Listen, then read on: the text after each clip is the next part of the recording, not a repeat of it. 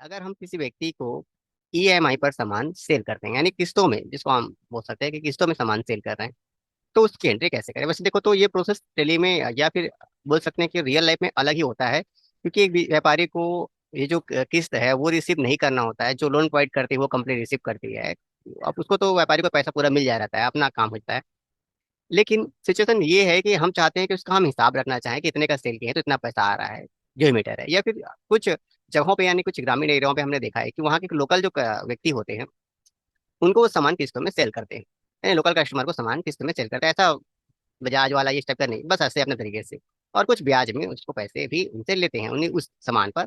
और वो सामान खरीदते भी हैं और बेचते भी हैं। यानी हम बात कर रहे हैं लोकल व्यापारियों के, जो आपस में एक गांव, एक शहर, एक एरिया के लोगों को सामान सेल करते हैं।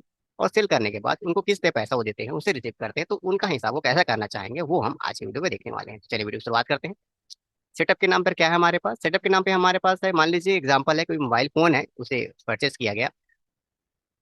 तो उसको सेल कैसे करें, ईएमआई पर सेल कैसे करें? तो यहाँ पर जो एंट्री है, देखो, जो एंट्री आप कर रहे हो वो डिफरेंट तरीके से एंट्री नहीं है। जो आप एंट्री करते हो बस वही आपको एंट्री करनी है। अब यहाँ पर स्पेशल बात यह है, पर यहाँ पर ये है कि यहाँ जो इंटरेस्ट है, इसको कैसे बनाया गया है, इनडायरेक्ट इनकम के रूप में। यानी अब एक्स्ट्रा जो चार्जेस ले रहे हो उसे एक्स्ट्रा आप ले रहे हो उसके रूप में। बाकी आप लेजर भी देख लो, किसी को भी आप देख सकते हो, कोई विशेष एंट्री नहीं है, सिंपल तरीके से एंट्री की गई है। ना ही ये गुड सेल्स की एंट्री जो आपको मैं दिखाने वाला हूँ ये भी एक विशेष बनाया गया है। स्टॉक भी एकदम सिंपल है। तो जब ऐसा आप लेजर, ये सबसे पहले सामान को लिख कर उसके बाद जब ऐसा लेजर बना लेते हो और इंटर करते हो, तो यहाँ पे जितना भी लिखोगे, 20 लिखोगे तो 20 आएगा, 5% लोगे तो 5 आएगा, जितना भी आप चार्जेस कर रहे हो सामने वाले को सामान को सेल करने पर कितना लगेगा, ऐसा जो भी है। तो मान लीजिए मैं 18 ही ले लेता हूँ, जैसा भी आप चाहें। कंपलसरी है तो नहीं यहाँ पे लेने के लिए, ले सकते हैं। अब 18% पर ले रहे हैं। अब इसके बाद आप चाहो तो जीएसटी लगाना है या नहीं लगाना है, ये आपकी मर्जी है। आप यहाँ से लगा सकते हो। कैसे लगाते जानने के लिए हमारे चैनल पर बहुत से वीडियो अपलोडेड हैं, उनको जाकर आप देख सकते हो, आपको समझ में आ जाएगा कि कैसे आप इन सब पर जीएसटी लगा सकते हो। तो फिलहाल हम इतनी एंट्री कर देते हैं और इसको सेव कर देते हैं। सेव करने के बाद कोई डिफरेंट एंट्री करने की जरूरत नहीं है, कुछ बनाने की जरूरत नहीं है। बस आपको पैसा जो है वो बैंक में लेना है या कैश में लेना है, डिसाइड करना है आपको।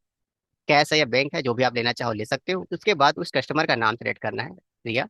अब इस एक मंथली में कितना ले रहे हो, वीकली कितना ले रहे हो, जो भी आप जितना ले रहे हो उतना अमाउंट आप पहले देख लीजिए, अपना हिसाब लगा लीजिएगा कि मान लीजिए इसको पर मंथ है 2500 रुपये देने हैं, तो हमने ये ले लिया। तो इंटर करने के बाद इसको बस ये इंटर इंटर करके आप इसे सेव कर सकते हो। आप चाहो तो यहाँ पे बैंक नंबर, चेक नंबर जो भी डालना चाहो ले सकते हो, जिससे पैसा मिला है ये हो गया।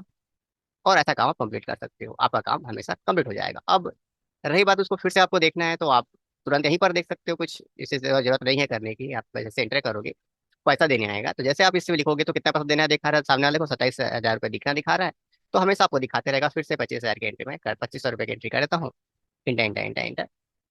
नेक्स्ट जब हम लेते जाएंगे तो यहाँ पर आएगा और जब वहाँ पे मंगाते रहेगा। बस आपको एंट्री करनी है सामान को, और ऐसा करने के बाद पूरा पैसा आपको वापस मिल जाएगा।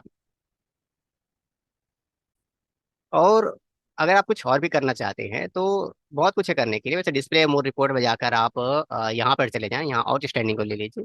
पेबल और रिसेबल का ऑप्शन होता है यहाँ पर, तो यहाँ पे रिसेबल में एंटर कर लीजिए।